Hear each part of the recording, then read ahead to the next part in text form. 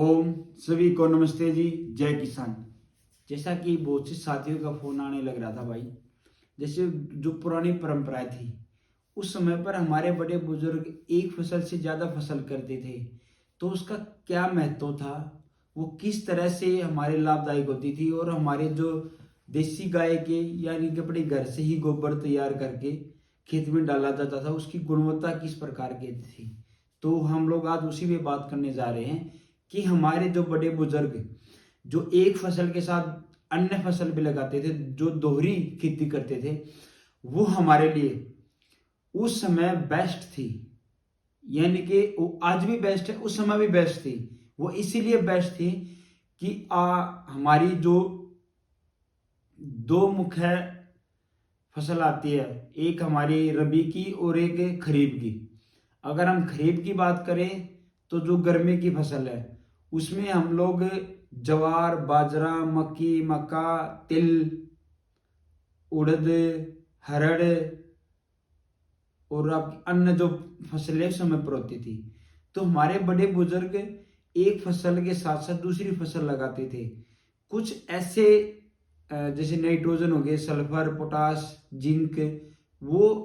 इस तरह के प्रोडक्ट है, इस तरह के पदार्थ है जो हमारे फसलों की जड़ों में होते हैं। जैसे हमें बाजरे की हुई, बाजरे को हमें हमारा यूरिया नाइट्रोजन की जरूरत है, तो उसके साथ में हम तिल लगाते थे, या उसके साथ में हरड़ की होती थी एक लाइन, उसके साथ में हमारा उड़द होती थी, या उसके साथ में हमने मूंग लगा दी, या उसके साथ में हमने अपना जंतर लगा दिया, ढांचा जिसको बोलते हैं। यानी कि उनकी जड़ों में जो नाइट्रोजन होता था वो नाइट्रोजन बाजरे को मिले, और जो बाजरे की जड़ में सल्फर, पोटास है, जिंक है, वो उसको मिले। ये कहते हैं अगर जंतर पूरे खेत में बो दिया जाए तो उसके जो मोटे मोटे जो पेड़ है हो जाए, उसकी अगर जो चारों तरफ से देखा जाए उसकी 6 से 7 इंच हो जाए, तो उसके अंदर एक पेड़ के अंदर आपका 2.5 से 3 किलो अगर यूरिया पड़ता है खेत के अंदर, उसके बराबर का नाइट्रोजन एक पेड़ के नीचे होता है। तो वो बड़े हमारे बहुत सियाने थे, उनको पता था कि एक पेड़ के एक फसल के साथ साथ दूसरी फसल लगाते हैं तो उसका कितना हमें बेनिफिट होता है। आज बात करते हैं, अभी खरीफ की बात होगी, अब आते हैं रबी की वे। रबी की फसल में हमारा जो मुख्य तौर पर जो मोटी खेती भी करते हैं उसमें गेहूं, जई, जौ, आपका सरसों, चना, हाँ ये होती है। परंतु आज खेती को भी बिजनेस पर्पज में लेके आने लग रहे हैं, लेके आ चुके हैं। जो पूंजीपति व्यवस्था के अंदर या रासायनिक खेती के अंदर जो हम लोग स्प्रे करते हैं अड़ंगे का, या हम लोग एक खेत की जैसे सुपर सीडर से बिजाई करा दी तो उसमें गेहूं की बिजाई कराते। पहले हमारे बड़े बुजुर्ग गेहूं के साथ कभी भी अकेले गेहूं नहीं बोते थे, उसमें सरसों की आड़ दिया करते थे। वही जो बाजरे की उसमें है वही इसमें है। सरसों के पेड़ के नीचे जो जड़ें हैं उनमें नाइट्रोजन होता है और गेहूं को नाइट्रोजन चाहिए। गेहूं की जड़ में सल्फर, जिंक होता है, और सल्फर हमेशा सरसों को चाहिए, वो उसके लिए बेस्ट होता है। तो जो दोहरी खेती थी वो इसीलिए होती थी कि वो एक दूसरे के अपना जो उनको चाहिए वो खेती के अंदर से ही आदान प्रदान कर पाए। और सबसे बड़ी बात है, हमारे जो के देसी गाय से या हमारे जो घर में पशु रखे जाते थे, भैंस थी, उनका जो खाद डलता था वो, यानी कि जो ये चीजें उससे देखो, ये कहते हैं भी कच्चा खेत में खाद खेत में पड़ता है तो दीमक पैदा करता है, परंतु कुछ ऐसी ऐसी फसलें हैं जो कच्चे खाद को भी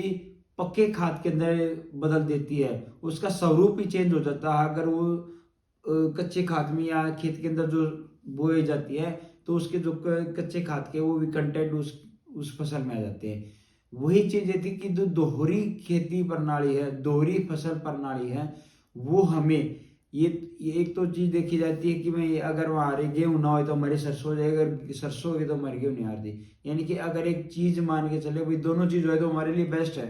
अगर दोनों ना हो तो कम से कम एक चीज तो हमारे लिए है। आज हम अड़ंगे का स्प्रे कराते हैं, जैसे गेहूं के अंदर अड़ंगे के अंदर अगर उसके अंदर सरसों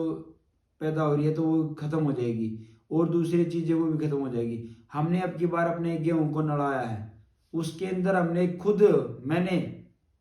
हमने देखा है कि मैं अगर यूट्यूब पे देखोगे आप, दूसरी मेरी वीडियो है वो वही है कि गेहूं की नड़ाई जो हमने अपने हल से अपने हाथ से मैंने खुद नड़ाई है 6 से 7 किले। तो उसमें मैंने अपना रिजल्ट खुद देखा है, मैंने ऑब्जर्वेशन की है कि वो चीजें जो हमारे बड़े बुजुर्ग बताया करते कि वो किस क्वालिटी की वो क्यों करते थे, उनका एक साइंटिफिक रीजन था। हमारे बड़े बुजुर्ग में जो हमारी परंपरा थी, सभ्यता संस्कृति थी कि अपनी मिट्टी को शुद्ध रखना है, अपने भोजन को शुद्ध रखना है, तो वो शुद्धता जब आएगी, जो हम शुद्ध होंगे और हमारे कर्म शुद्ध होंगे और जो हमारे द्वारा किए गए कार्य हमारे शुद्धता को निर्भर करेंगे, वही चीजें शुद्धता थी। आज हम सारी जो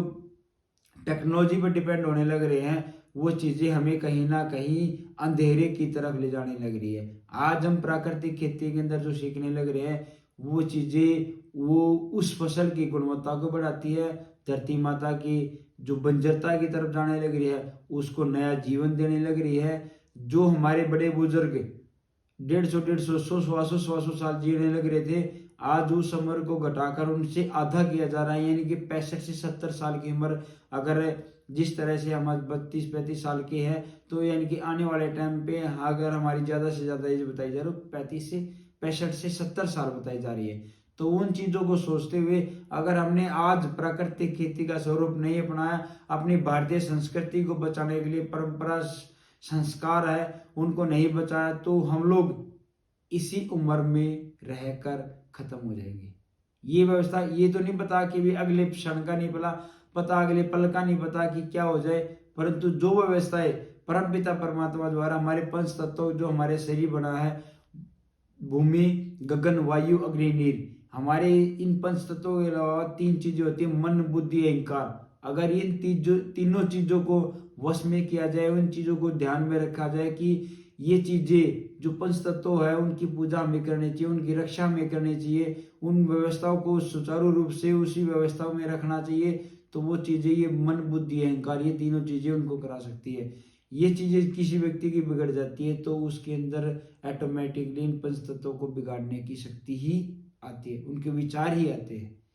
तो हमने जो सीखा है, हमारे बड़े बुजुर्ग इसीलिए हमारी दोहरी खेती करते थे कि उसके अंदर एक दूसरे से मेलजोल बढ़े, उसका